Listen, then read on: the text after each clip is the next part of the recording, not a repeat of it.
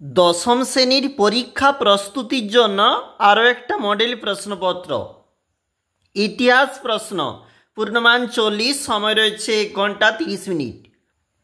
দেখো, সঠিক উত্তর নির্বাচন করো। 1 গুণ 10।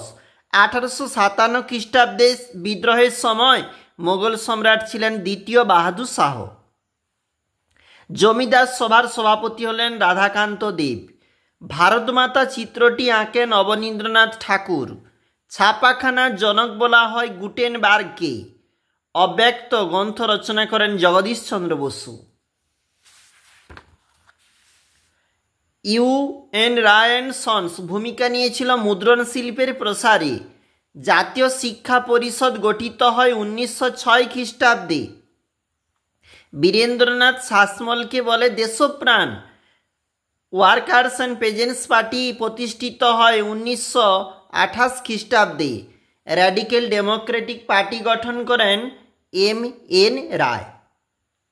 1 গুণ 6। স্তম্ভমিল গোরা রবীন্দ্রনাথ ঠাকুর হবে, অন্নদামঙ্গল ভারতচন্দ্র রায়,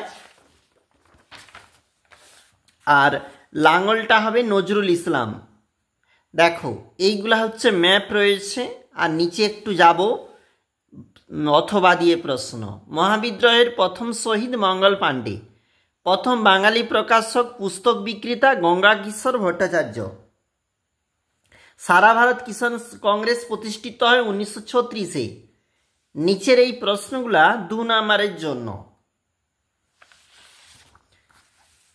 এই দিকের প্রশ্ন আবার রয়েছে 4 মার্কের জন্য। নিচের প্রশ্ন রয়েছে 8 মার্কের জন্য। অবশ্যই দেখবে একটি মডেল সেট।